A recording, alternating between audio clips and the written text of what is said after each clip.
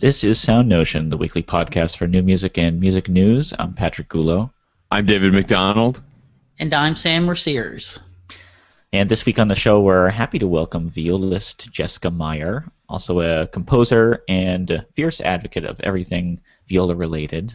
Jessica has performed new works across the country, and she was recently featured on Q2 Music's Marathon of Emerging Women Composers, and has been awarded a grant from the Jerome Fund for New Music to write new work for cello. Her new album on Pipeline Collective Recordings, Sounds of Being, was just released yesterday as of the recording of this episode, and we're happy to have her here with us to talk about it. Jessica, welcome. Hi. Thank you for having me. Yeah, and so the album release party is at The Cell on December 15th, so if you're in the area, and Patrick actually lives in New York and he's not been there yet, so Patrick, that sounds like the perfect opportunity. You know, it is the perfect opportunity. It'll be my first Cell experience, I should say. Yeah. It's a really wonderful space. It functions also as a black box theater, so if you want lighting to go with what you're doing, it's a perfect little space. So your album is it's sort of a misnomer perhaps to call it solo viola music, because it certainly sounds like there's a lot more than a solo viola going on. It's worth mentioning that the one panelist who couldn't be here today is a viola singer, a viola player, singer, and electronic music gadget expert, and he could not be, and he couldn't be on the show today because he's also he's doing something for work. So unfortunately, he's not here. So, and I actually, all of us on the panel have some exposure to things of this nature. And to just go ahead and release my nerd, how is it that you tell me what your gear is? Like when you set up for the show on the 15th, what is it that you're going to be using? It's an RC XL20 Boss loop station. It's an oldie but a goodie. It's not one of the new ones with lots of different channels. It's really just I add things on, I take things away, and I can cut and start all over again. But it's pretty basic. But I love the challenge of working with just that one thing and exploring how many different ways I can create a piece out of that.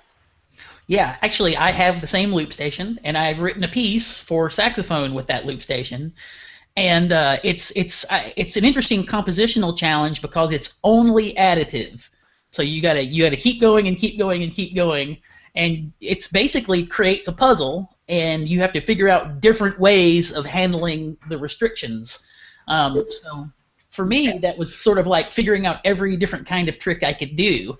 When you compose this kind of thing using this technology, do you do it by sort of troubleshooting and improvising and working with it, or do you have like a plan of how you want it to attack it and then trying to implement that on the gear? I think out of the 7 pieces on the CD, every piece had a different process. The first piece on there, I just started hearing a lot of it in my head on a plane flight one time, and I just started writing it out, the chords, how I wanted it to add on. Whereas with the piece called Touch, I knew that I wanted to build something with all these different layers of sounds and bow vibrato and different ways of playing, but then I wanted a moment where I can remove something. And there is a remove function on there. If you hit the pedal again and the light starts to flicker, and then when it goes solid again, it will remove everything you just recorded. Right. So at least with that piece, I was able to create a whole B section, adding all of these different harmonies to make it sound a lot more intense, and then at just the right moment be able to wipe it all away and go back to the original texture that I had set out in the beginning of the piece. Now, see, I think there are different models of the RC20, even the one that are just called the RC20, because mine, and I've encountered other performers who can do that, mine will not do that. Oh, no. It's only additive. So when I Send it back, Sam. What's that? Send it back. Yeah. No, but I'm sure it's still under warranty, right? Yeah. It's only been in bars all over the Southeast. There you go. So that's interesting that you can actually do that, but it's still, you're still dealing with a fairly small box and the limitation of what you're able to get it to do. I'm interested, like, if you're doing a loop and you like put more than one time through into the loop, but you don't stop the recording, Yeah. so you can keep adding that and then take all of that stuff away and then still have something underneath it that's looping, correct? Yes. And you don't have to do the thing where you bend down and do the save function for the first part? No, see, when I first started using the pedal, I thought that every new line or melodic idea, I'd have to enter in and press the pedal for each time. And actually, 6 months later, I figured out, well, if I just kept the pedal running, Yeah. I could just keep adding all that stuff on, and it's fine, and it's less work for my feet.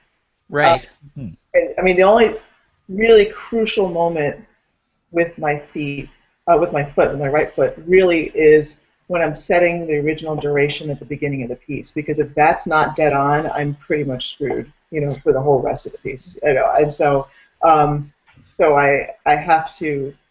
So the rest of the time is just either adding and taking away. When I have a solo, I can stop the recording and solo on top of it, and then continue to add, or just cut the whole thing and stop.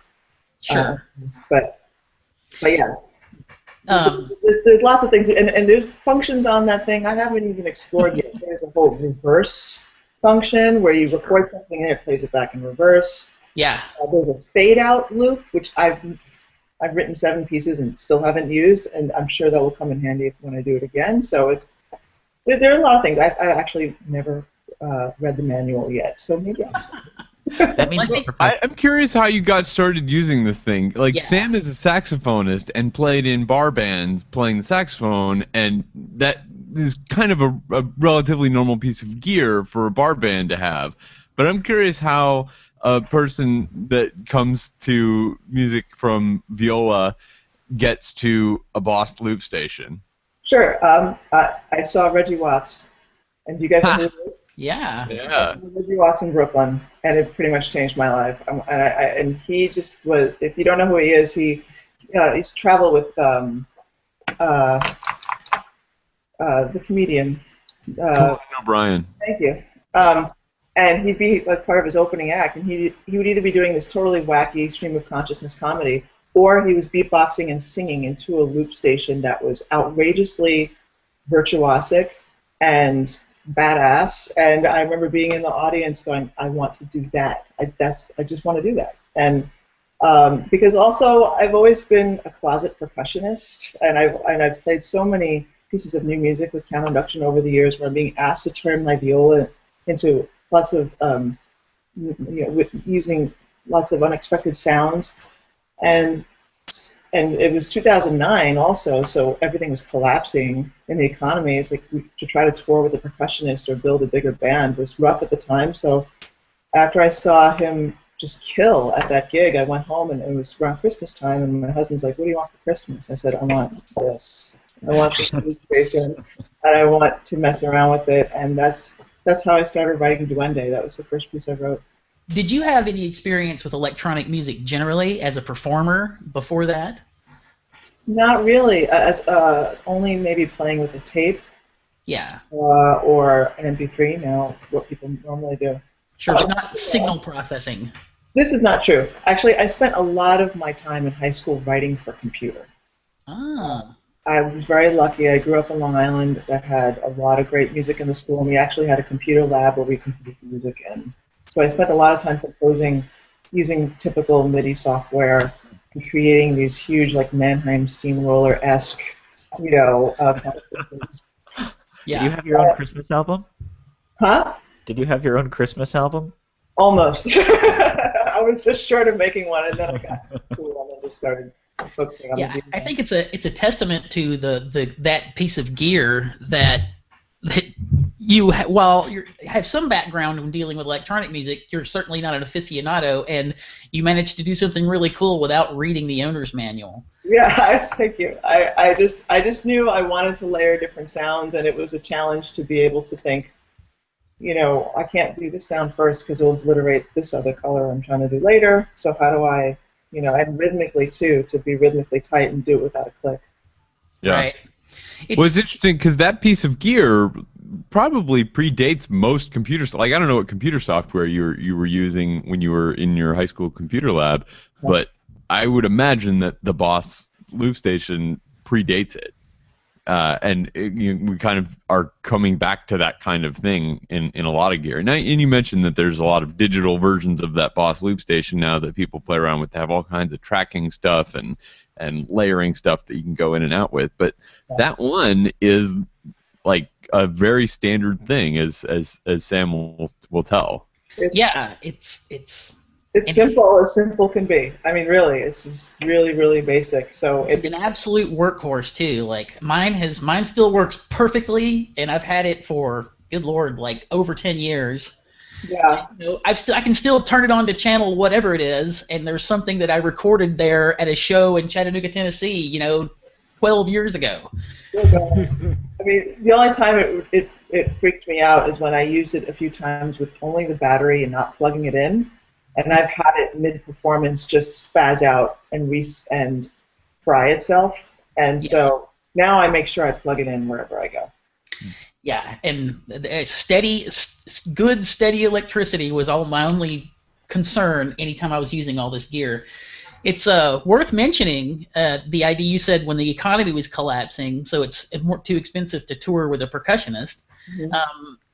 I didn't intentionally do this, but I wrote a piece, and one of my most successful pieces for saxophone and loop station and a delay pedal. And after I did so, I realized, wow, you're going to get your piece played a lot because the saxophone player doesn't have to hire a piano player.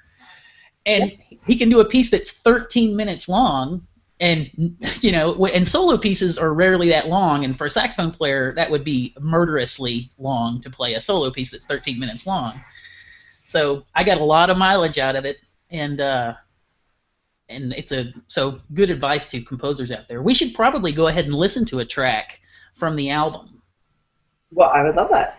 What is it we're going to be listening to? Source of Joy? Yes. Mm-hmm. So what I loved about discovering the loop station is it allowed me to transform my viola and its usual persona, the dark, moody instrument, and just completely change it into something completely different, and also just allow me to just find. I basically took all of my happy sounds that I loved and just put it in this piece. So here it is.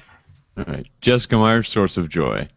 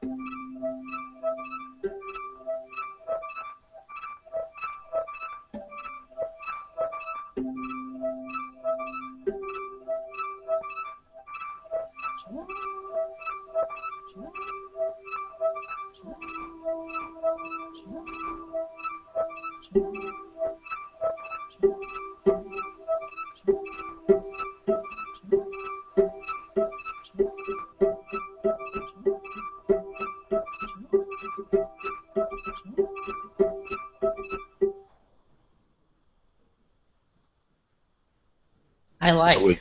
Go ahead, Sam. I like it. Yeah. I'm glad you do. You know, I was thinking through the whole thing. Um, the viola really is a lovely, lovely instrument, and it's a shame.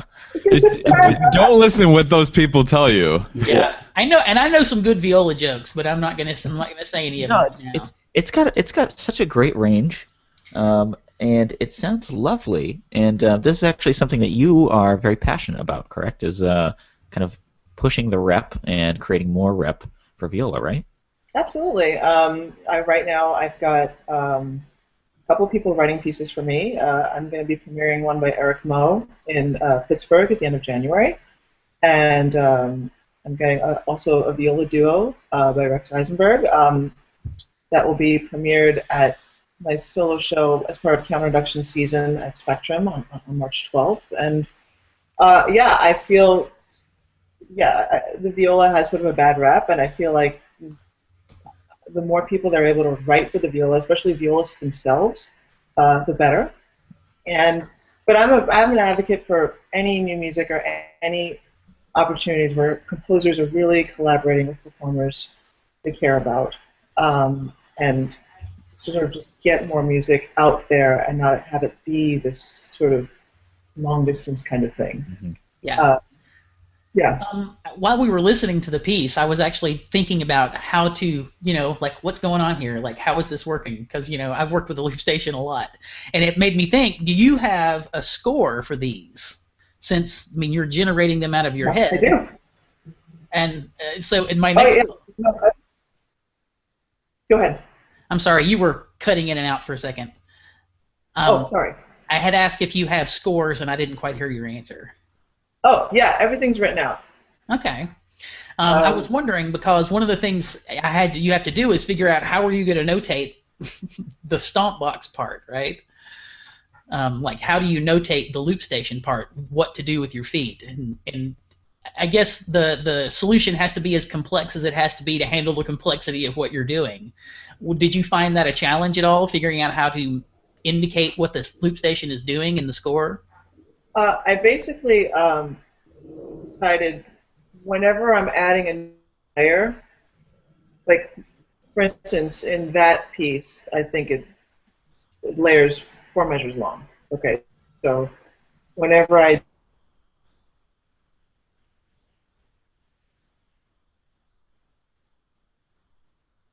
Oh no! Is she frozen for everybody?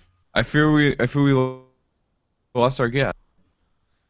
But so what I think is cool about that piece, hopefully she'll come back while I'm talking, is that the loop station, this is kind of one of the cool features of the loop station, is that it straddles this line between something that is very rigid in the electronic space, right? Because it's a recording that's going to play exactly what you put into it, just like a tape would. And if you screw up, it's mortifying in performance when you screw up your loop, because then you hear your screw up back every second and a half for the next 5 minutes, right? The recurring doinker. Right, it's awful. It's really mortifying. Yeah, I know. But like that. Say what? We've all been to performances like that. Right. Well, it's as uncomfortable as it is for the audience. It's mortifying to be the performer, right, Sam? You've done this as Oh, well, I'm sure. yes. I know I've done it, but the cool thing about the loop station is that you get this rigid thing, but you also get the human performer side of it that lets you have those joinkers, but also gives lots of little gradations of inflection that you lose in a lot of electronic music. And like in that excerpt we're listening to, there are all these kind of little pops of pizzicato in some of those loops that are just enough off of one another that when all the loops get layered, there's this little burst of activity that's not like really strictly rhythmic, but it happens periodically. It happens on a regular basis as though it is very closely scripted, but at the same time it feels very spontaneous. It's a Yeah. very, very cool thing to have both of those feelings happening at the same time. That's actually sort of describing a technique I used in my piece, where you have like a blank space that is a loop, then you start filling it up with little pieces of sound, and eventually there's enough sound that it starts feeling metric in some way. The way that it will feel metric is indeterminate, but once there's enough noise that you can track it as a cycle, or as a regularly recurring thing, it gives you a sense of a metric quality that you can't hear otherwise. Patrick, have you ever played any of this kind of music? Or written any of it? I've never played any. No, I've never played. I haven't been into the big trombone looping scene going on. Yeah, you don't think that's something you should get into? No, I haven't played the trombone in a while, so. Yeah. How long has it been since you've? There, she's back. God, it's since. Hey. Hello. Hey, We said all kinds of insightful, intelligent things about your music while you were gone. Okay. I just saw the Wi-Fi fan completely dead. I said, ah. That's all right. Well, let me ask you this: did you deliver like an awesome, very articulate, perfectly structured monologue before you realized that you weren't on the call anymore? Yeah, of course. That's how it works. Right. Don't you love it when that happens? But what was the last question? Oh, about the scores. Yeah. Okay. Well, what part did you hear? The part I basically So we know everything is all written out. Okay, good. And so that every in Source of Joy, those are 4-measure phrases. So it's a 4-measure duration. So the first one I'll just put room number 1, and next layer it's number 2, and then number 3, number 4. And then when I don't want to record the layers anymore and I just want to solo on top, I just write my part solo over whatever melodies. So this way, when I went to go record, I recorded all of these at Octaven Audio, and Ryan was able to look at my scores and know exactly what's up, or else that would have been a real mess. In the album recordings, was the looping done by the loop station, or was it done with studio technology for the CD recordings? A little bit of both. Mostly using the looper, but I have to say, you lose some of the sound quality going through the looper. Yeah. I have a great preamp by Acoustic Image. Shout out to those guys. Anybody who is recording with an instrument that is purely acoustic might want to consider investing in this preamp, because before I was just playing right through the looper and it made the viola sound like this, and it was really horrible. Yeah. And I got one of these preamps, and it's gorgeous. Not only it makes me sound like me, but it also adds all of these. It's got a reverb, it's got a delay, it's got a bunch of stuff that I haven't fiddled around yet, and I haven't yet, but I will. And so there's a lot of possibilities there. Absolutely. So Ryan recorded my natural sound with the microphone, but also what I was doing through the DPA, because I have a DPA mic, and then that was going through the looper. But there were some things like Source of Joy. We just needed a really good, high-quality sounding loop. Those, with like the bottom structural ones, and so that we might do by hand in the studio. So this way, it's solid. Right. A trick that I used in my piece was, you were talking about the pressure of getting the initial loop recorded correctly, like when you start a piece. Yeah. I actually would put blank loops in of the appropriate duration and save them. You see there? Um, Everything, man. No. um, No. I'm just kidding. No, but yeah, I could totally see that. I see. That's the thing. That's a point where my brain would overload if I don't remember where all 7 of them are. right. That's a great thing, though. That's good, handy to tell other people about. Well, it ensures that you're going to have, it quantized to the length you want it to be, and you're not going to. We had the discussion while you were gone, and I'm sure that you've experienced this, where you're putting a loop in and you put in a doinker, and then so every 4 bars it's like, ugh, ugh, ugh. Well, Twist that's a where. little bit every 4 measures. Yeah. No, I've had that. There are 2 pieces.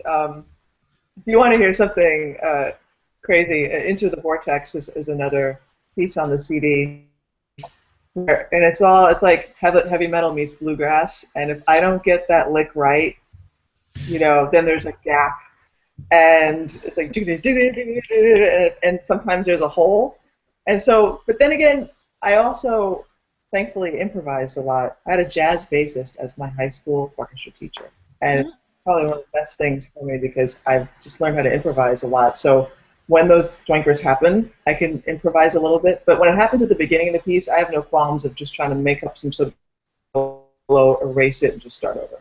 Right. Because there's some other pieces. It's best just to stop, redo. Don't let the audience know that. Just keep going. Right. But, yeah. It's what you tell your students all the time. It makes you think on your feet and think exactly, can I run with this, or do I really need to start over? Yeah, absolutely. So I'm going to put a bug in your ear for something that I would like to hear you do, since you're showing adeptness at this technology without even reading about it. The last channel is called the one-shot channel. Have you read about this one? No. The one-shot channel means that every time whatever is saved in, to play the loop back, every time you hit the left-hand pedal, it starts the loop from the beginning. Ooh. Okay. So, like in my piece, there was a long piece. It's a saxophone piece, so it's a string of singular notes. But you can then start it over and write counterpoint against your own loop that you play live. As long as you always start the loop from the beginning, you can do it, right? So, well, my lick was like buddle buddle diddle diddle diddle diddle diddle, and there was more of it than that, but I used that much of it, and he would either go like buddle buddle buddle buddle, hit the pedal, or pedal, so it'd go buddle buddle or buddle buddle diddle, and you just write against that. So it's like almost you have a selection of like these 3 notes, or these 6 notes, or these 9 notes, or these 12 notes, and every time you hit the left-hand pedal, it starts over, and it's auto-quantizing too. It's really easy to stay in time with yourself because every time you hit the pedal, even if you've got kind of jangly at the end of one gesture, right, it resets, right? Cool. All right, okay. Now I have to do river dance while you're playing the viola. Yeah. It can be pretty demanding on the foot in performance. But I want to mention in the liner notes if this ends up making it onto an album. It's a big ask, Sam. Yeah. Did we lose Jessica again? I don't know. Maybe she was offended by you telling her how to write her music. I know. Honestly. Yeah. No, the one shot thing is a cool function. Come on, Jessica. I fear that she may be experiencing some Wi-Fi issues. Yeah. My Wi-Fi, my internet is not looking too good. Everybody's way grainier today than normal. I don't know what the deal is. Well, let's should we continue on, do you think? We could well, depends on how much editing you want to do, Dave. I don't want to do any editing. Well, this is all going in. So hey fans. Are we going to jump to the news then? This is what I do. I say we're going to cut that out, and then I leave in not only the thing that we were going to cut out, but also me saying we're going to cut that out. Yeah. Well, we're cutting this out though, right? Oh yeah, this is out. It's totally out. This is not in the show at all. This part right here. If I leave this in, what I'm saying right now, you will know that I am totally not committed to this cause and do not care about the quality of the podcast that I produce. That's how you know. Yeah. Well, her icon disappeared, which means she's reinitiating, probably. We'll see. So, what do we have to talk about in the news, Sam? Well, Avery Fisher Hall is being renamed. Never heard of it. Tell me more. It's in the city, isn't it, Patrick? It's in the city. Yeah. The city. So Avery Fisher Hall, and everyone knows the hall. It's been Avery Fisher Hall since I think it was 1973. It said in the article, when Mr. Fisher, Avery Fisher, who is an electronics magnate, donated $10.5 million. I guess for renovations, because it was called the Philharmonic Hall, I think, before that. And since then, it's been Avery Fisher Hall. And the striking thing to me about this piece is that they're paying the Fisher family $15 million in order to be able to rename the hall. So they're doing renovations. It was $10 million in 1973. They're doing renovations that will be, I think they start in like 2019 or something, or maybe they finish in 2019. But they're spending money on renovations and actually having a high-quality acoustics outfit come in and work it over. Drew McManus said that they were very good. He has a piece on it too. But in addition to that expense, they're paying the family $15 million, and they still think that it's going to be a big win financially because the naming rights to something like that for rich people is a big, big deal, right? Yeah. Yeah. So Well, not just for them, but also for companies. Yeah. Right? We can only hope that it gets a classy name and not something terrible. Like as long as it doesn't become like Safeco Field. It's a TD Garden. The Beef O'Brady's Bowl presented by Meineke or whatever it is. I think that might actually be a real college football bowl game. Is the Beef O'Brady's Bowl presented by Meineke or something like that? We also don't want either of the Koch brothers to have their name on it. Well, the one of the Kochs is right across the way there. I know, that's why I'm right across the plaza. Just down the road a piece. Yeah. It's literally like 50 yards. Mm-hmm. Yeah, He could probably cross it walking only on stacks of $100 bills. Okay, here it is. Reconstruction of the interior begins 2019 by Max Abramovitz. And while that's going to be going on for 2 years, and while that's going on, the Phil is going to play at a quote variety of places throughout the city that have not been determined yet. They will be nomads. That'll be interesting. Actually, I think that'll be good for them. Yeah, absolutely. Good to play. This is something that when we talked to Alan Pearson of the Brooklyn Philharmonic, something that he talked about Brooklyn like going out of their way to present concerts all over town in places that wouldn't normally get to encounter a great orchestra like the Brooklyn Philharmonic. It'd be wonderful for the New York Philharmonic to take this opportunity to do something similar.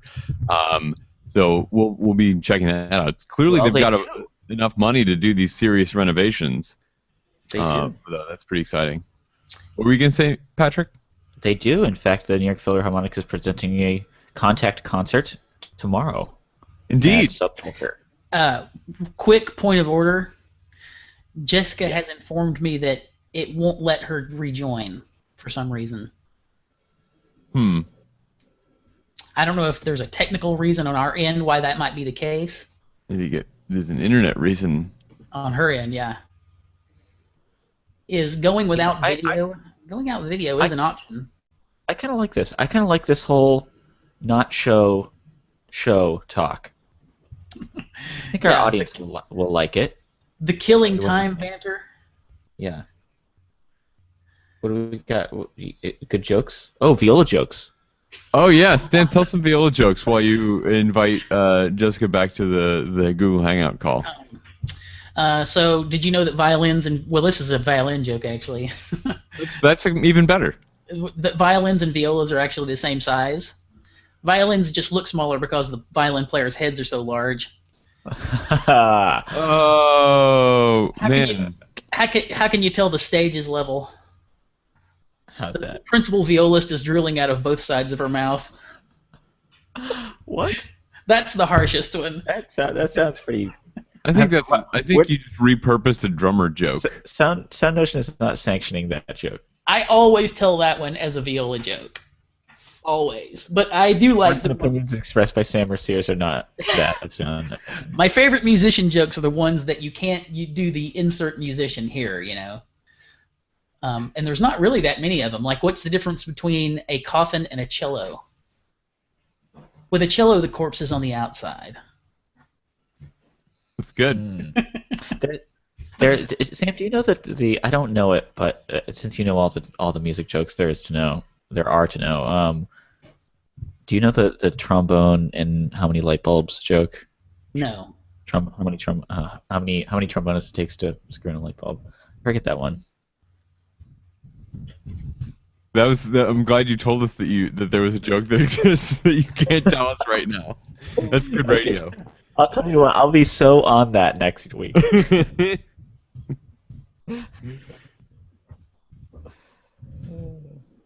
So, despite the fact that it seems like Lincoln Center has as much money as they need to pay back the Fisher family and renovate their hall, things are will not going well get with a the Met. Met.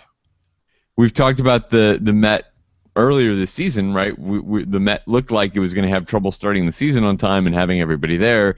They looked like there was going to be a lockout at some point. Turned out that did not affect the season in a major way.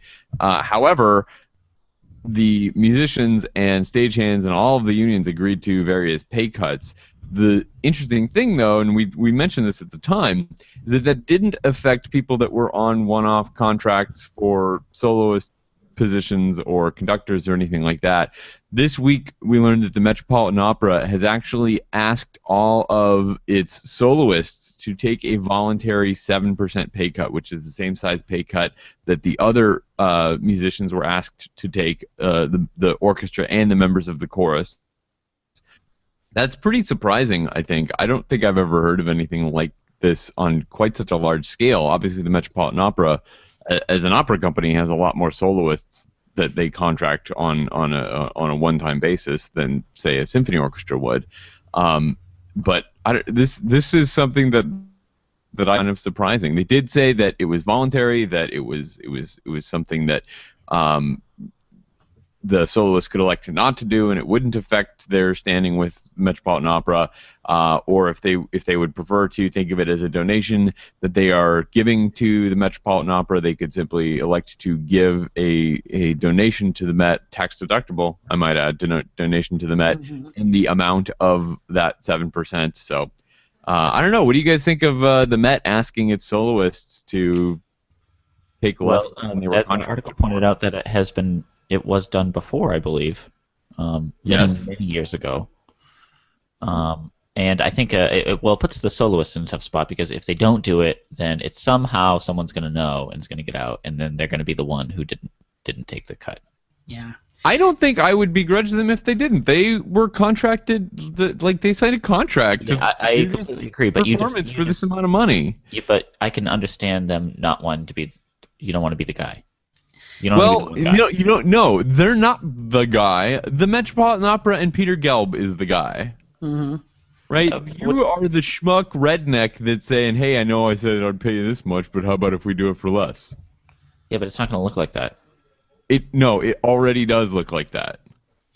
You don't think it looks like that? No, I don't think the article came off like that at all. I think it came off as like, this is a very reasonable thing for Peter Gelb and the Met to ask, and someone who doesn't say it, someone who does not agree to do it, somehow it's going to look bad for them. Yeah. For the in recent seasons, the top artists get $17,000 a performance. So in that one instance, that's a savings of it's actually doesn't seem like that much. But I guess when you're talking about lots and lots of performers, it adds up quick. But that's only like $1,200 that they're saving on that one artist fee. But it's $1,200 for that one artist for each show. Yeah, that's true. Right? That adds up quick. Yeah. That will add up very quick. I mean, it doesn't take long for that to be another player in the orchestra's salary covered for the whole season, right? So I think it is pretty significant. 7% is a lot, and these soloists get paid a lot. So I mean, it seems like it's a lot of money. We'll see how many people. Patrick, you think somebody's not going to do it and they're going to get called on it? No, I don't see anyone not doing it. I mean, I wouldn't. But if they do, I mean, like you said, I mean, like personally, if they don't, I don't think they're a bad person for doing it. I just like how these things can go sometimes. No, but like not being a bad person has never been a cause for somebody to not be called a bad person, especially on the internet. No, absolutely, and that's the point. That's totally the point. Like I'm just saying, like the public perception of like how these things like blow up. Oh, so and so didn't do this, so automatically, they're kind of put into a different camp of being like the person who is not approachable or is like too good for something. Do you guys remember? Go ahead. I said I just fear that would happen. Yeah. Do you guys remember a few months ago we were talking about YouTube and kind of like them being really aggressive, getting contracts with record labels and publishers a few months ago? This is over the summer. Well, they have now officially announced what that was all about. There were a lot of rumors around for a while, but it is pretty much what people thought it was going to be. It's called YouTube Music Key. You can sign up for a beta. It's going to include the ability to watch music videos on YouTube without ads, which is pretty cool. And it will also include their current online offerings as well. So they'll have one premium music fee that you can pay that will include all of the stuff on YouTube without ads that they have deals with. So this isn't, I guess, not technically all music videos on YouTube. It's just the music videos with whom YouTube has deals with the publishers of those videos on YouTube. And then it will also include their current streaming service, Google Play Music, and they're finally going to drop the terribly named Google Play Music All Access name, and it will just be called Google Play Music, that you will have either a paid account or a free account for. So I hope that this is going to work and be cool for everybody. I still don't think it's going to overtake Spotify without a useful free tier. We'll see, though. Though I know a lot of people listen to music primarily on YouTube, especially very young people. It's very shareable, as we've discussed on the show before. I know, Sam, you use YouTube to teach all the time because it's so shareable. Scrolling right? scores. Yeah, I just give students, there's a playlist. I use a daily playlist where whatever we're going to go over in class that day, if I'm using, and I will go to something else if the audio quality is really terrible. But and like use Spotify or something, and I can do the same thing with Spotify and use a playlist. But scrolling scores are just so useful because they've got paper scores, but they can also I can look and refer to the quote board and talk about the score in a way that everybody can look. And I actually use sometimes a laser pointer and everything. Yeah. I would love something that has Spotify's shareability and Spotify's ubiquity, but also had the music locker situation that YouTube and Google Music have. Right now, pretty much everything I want to listen to is on Spotify, except for a couple of things, and they're like important things to me. For example, my favorite recording of one of my favorite pieces of music is Paul Hindemann's Ludus Tonalis. Favorite recording is Sviatoslav Richter's recording of the work, and it's not on Spotify. It's just not. I had a CD recording of it. I don't know where it is now, but I had it, and I had ripped it and uploaded it to Google Play Music. So now I have access to it in Google Play Music, but I can't share that with anybody. And I know that's fine. I shouldn't be able to share that with anybody. But I would love it if I at least could access that recording on my own in something like Spotify that had the library that Spotify has and the shareability that Spotify has. So is Google Play Music going to be incorporated into the YouTube interface? Is it going to be all like one little place? So it's in a private beta right now. You can sign up to be in the beta. I've signed up. I have not yet gotten in, but we'll see. They did something similar when they launched Google Play Music All Access, and it was $7.99 a month. They a few months later went up to $9.99 a month to match the cost of their competing services, right? Premium services from Spotify and Pandora and Beats are all $10 a month. So I mean, that was fine. I ended up switching over to Spotify though, just because of the free tier that I could share from. So I don't know. We'll see. It'll be very interesting, and it has continued the debate that people have been having over the last few weeks about how artists and songwriters get paid from these streaming services, and we've talked about that on the show a bunch of times. We're not going to rehash it now, but you know, the Taylor Swift fight is still winding down. There have been statements back and forth. The Spotify CEO Daniel Ek has talked about how much money she's leaving on the table, and there's been some disputes of his number. His number was something like $6 million, I believe. Is that correct, Sam? I'm sorry. I'm troubleshooting Jessica's problem. Well, I think Daniel Ek was saying that Swift was leaving about $6 million on the table, and it wasn't clear exactly how he came to that calculation, or you know, how long it was going to take for her to earn that $6 million. So that's the thing. We honestly can talk about how these streaming services pay artists and songwriters and publishers and record labels for weeks and weeks and weeks, but we're really not going to know until 20 years from now to see, because the thing about getting paid every time a song is performed or played in somebody's private home is that you don't know if that is going to earn money for, like, that the presumption is it's going to earn money for a long time, right? When I play this Richter CD that I bought 10 years ago, nobody gets paid when I play the CD. But on Spotify and I played it, Richter would get, you know, a hundredth of a penny.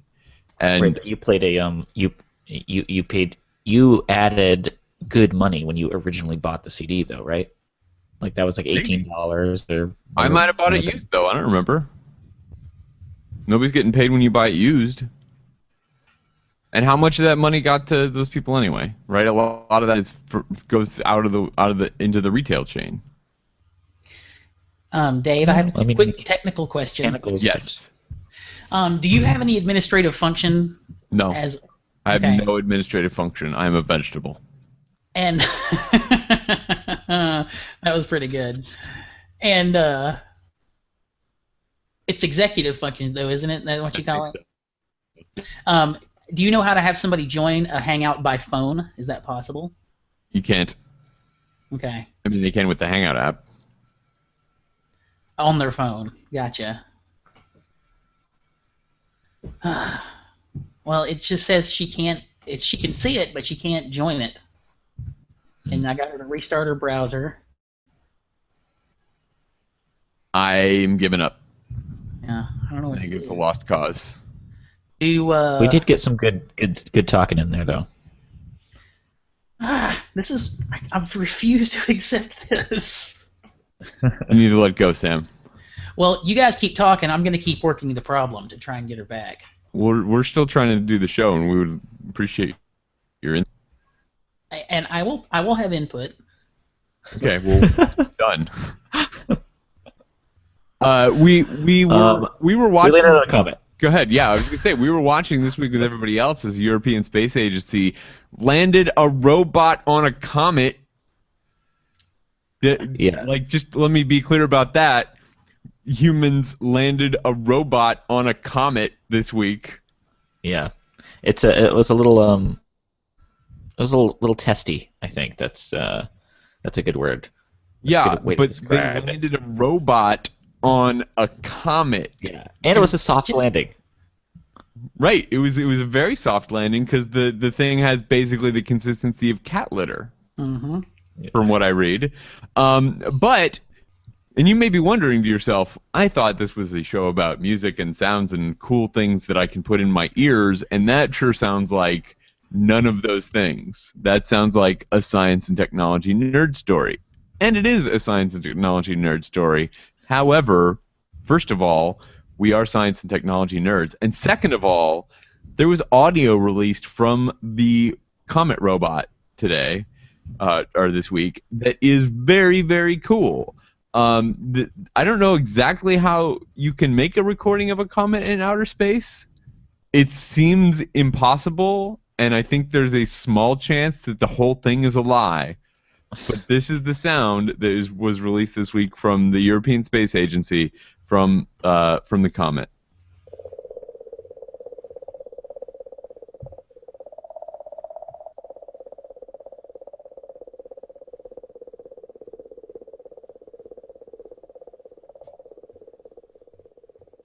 So what is that? I have no idea, Like, but it's very cool. like, okay, so there's no sound in space, and I don't think that comet really has much of an atmosphere to carry sound, right? Or It's has gotta be any like a atmosphere? radio Like what? signature that's coming off of it or something. It's like when you you flick the side of your cheek, but you do it very quickly. You just change the shape of your mouth. So anyway, that is a super cool sound, and I don't And really care how they made it, but they made it on a comet. yeah, and it sounds remarkably like a. I've lost the tab now. It sounds remarkably like, at least according to this article, what's the name of the piece? Continuum for Harpsichord by Ligeti. You think it sounds like I don't Oh, yeah, go I that saw far. that. Yeah, well, I listened to it and I'm like, I don't think so. sort of, but It's a stretch. yeah. Basically, I picked that story because it was comparing it to the Ligeti, and it gave us more justification for talking about landing on a comet, which is what I was really interested in talking about. Do you have any insight on the comet landing, Sam? Well, I've just looked at all the pictures, and they've discovered a lot just by getting into close proximity of it. Like you said, this one appears to be, and the theory is that most are not really like an object, like a ball of ice or a rock. It's more like a ball of gravel that's got enough gravity to keep it in a ball, and that's what's hurtling through space. Okay, so this is from the article on Classical FM. So how does a comet vocalize? Good question. Oscillations in the magnetic field of comet 67P are creating a sound at a wavelength of around 40 to 50 millihertz, far below the range of human hearing, which starts like around, for adults, 25, 30, 40 hertz, not even millihertz, but hertz. So this is far below the range of human hearing. ESA scientists have increased the frequency by a factor of 10,000 in order to hear the song. This has been referred to as singing and song. I would not go that far, but it is a sweet, sweet sound that I think probably hundreds, if not thousands, of electroacoustic composers have already begun to incorporate into pieces that they are working on. That's what I was just about to say. I was like, how in the next year, how many pieces do you think are going to incorporate some form of that audio? This weekend was the electroacoustic barn dance. I bet there were already pieces that used it. I bet somebody said, well, I can just plop that sample in place of this other sample that I have, and it will be current. Yes. And cool, because it's a cool sound. So that was that quote I read was from the Classical FM article by Tim Edwards. So that was good work, Tim. You answered our question. That's going to do it, I think, for this week's show. I am really sorry to Jessica that we were not able to get her back on, but I was really glad that we were able to talk to her about her awesome loop station project, and we should talk to her again when she learns even more of the tricks of her loop station and has her next album coming out, because that is a very, very cool piece, and there's some cool stuff on the album. You should definitely check it out. It is called Sounds of Being. Her name is Jessica Meyer, Meyer. You can find out about her stuff at jessicameyermusic.com. You can find out about us and see links to all these things, including this comet sound, which is, of course, on SoundCloud, because SoundCloud is cool.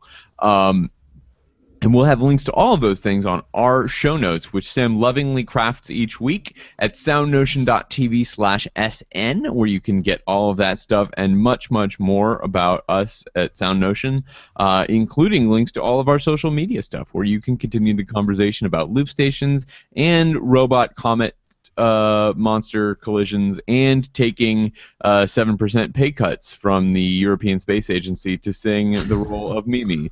So In space. in space. That's the title of the episode. It's done. In space. I'm sure we've actually already used that, but I don't care. So you can find links to all those things at SoundNotion.tv. You can find us on Twitter. We're at SoundNotion. I'm at Dave McDowell. Sam is at Housegoy. Patrick is at Vox Shibuya. Nate, who could not be with us this week, is at Innate Tree. So be sure to connect with us and continue these conversations with us on all of your favorite social media outlets: Facebook, Twitter, YouTube. I don't know. I'm not on Ello, but we should get on Ello. I don't even know what that is, really. Is Ello still a thing? There was like a big burst about a month ago, and then nothing. We're not on app.net either, or Friendster, or Orkut, but we are on Facebook or YouTube. So find us in those places when we would love to connect with you. You know, if we want to have a music snark fest sometime, we should join Snapchat so that the evidence is not left behind. Yeah, I don't think that's going to happen. You can also subscribe to this show and all our shows in your favorite podcast aggregator. That helps people to find us, leave reviews in those places.